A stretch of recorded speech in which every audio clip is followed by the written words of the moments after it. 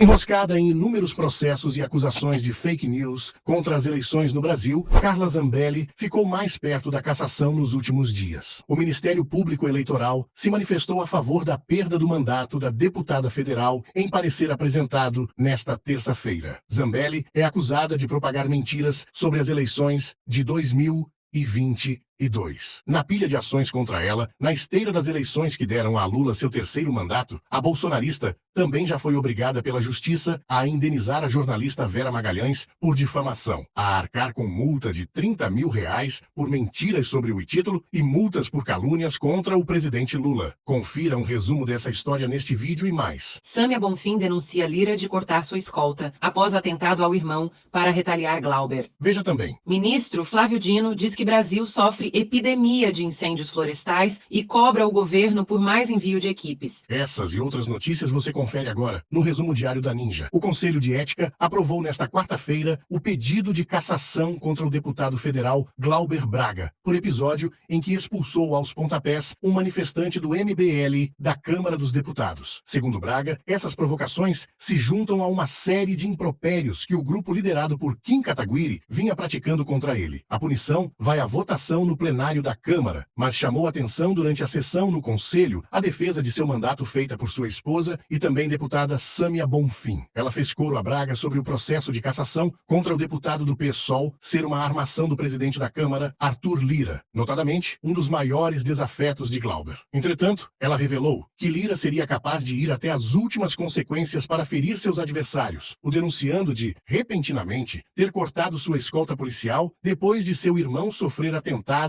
a tiros em outubro do ano passado. Confira. E eu queria lhes contar um caso que talvez poucas pessoas saibam. O presidente da Câmara, sem me avisar, sem avisar a ninguém, ele simplesmente cortou a escolta a qual eu tinha direito, depois que aconteceu a tragédia com minha família, que todo mundo sabe. De uma hora para outra ele cortou a escolta. Ninguém entendeu, eu não entendi. Eu fui descobrir que é porque naquele mesmo dia havia acontecido um bate-boca dele com o Glauber no plenário.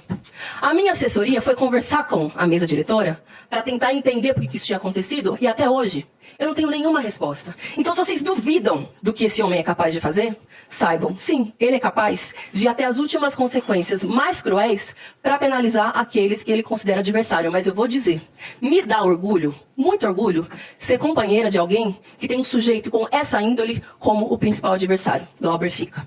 O Ministério Público Eleitoral defendeu a cassação da deputada Carla Zambelli, do PL de São Paulo, por espalhar desinformação durante o processo eleitoral de 2022, em parecer assinado pelo procurador Paulo Taubenblatt nesta terça. A ação, movida pela deputada Sâmia Bonfim, do PSOL, também pede a inelegibilidade de Zambelli por 8 anos. O procurador argumenta que as postagens de Zambelli visaram descredibilizar o sistema de votação eletrônica e as instituições democráticas, contribuindo para o clima de insatisfação que culminou nos atos de 8 de janeiro. O julgamento ainda não tem data no Tribunal Regional Eleitoral de São Paulo.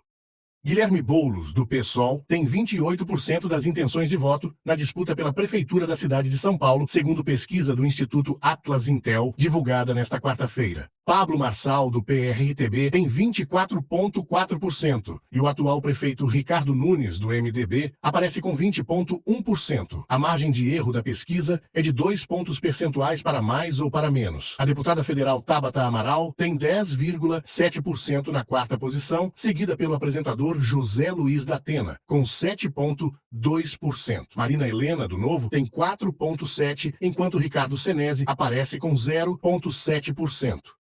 O juiz eleitoral Antônio Maria Patinho publicou nesta segunda-feira decisão liminar em que solicita ao candidato à Prefeitura de São Paulo, Pablo Marçal, explicações no prazo de 5 dias sobre o uso de suas redes sociais durante a pré-campanha para investigar se houve abuso de poder econômico. A ação com pedido de investigação da Justiça Eleitoral foi protocolada pela candidatura coletiva Bancada Feminista do PSOL em agosto. O grupo ocupa hoje um mandato na Câmara Municipal e concorre à reeleição. A ação aponta a prática de pagamento de publicidade eleitoral ilegal na internet e em redes sociais por meio de terceiros, ou seja, pagamento de impulsionamento de conteúdo político em nome do candidato Pablo Marçal.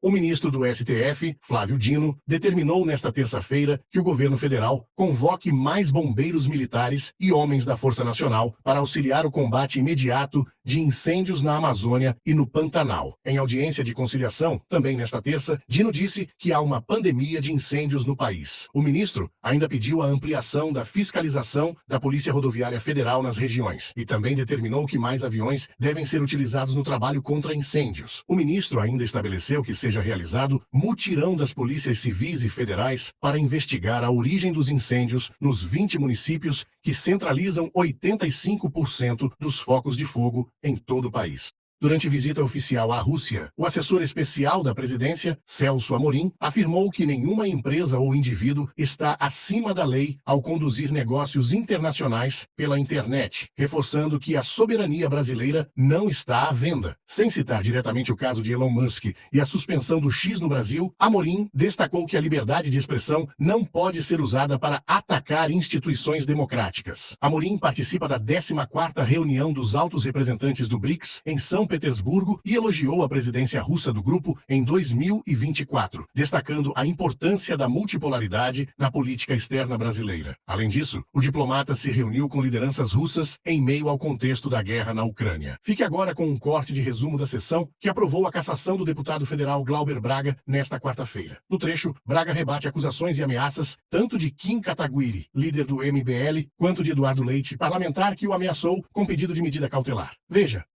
Faço questão de responder a cada um dos questionamentos que foram aqui apresentados.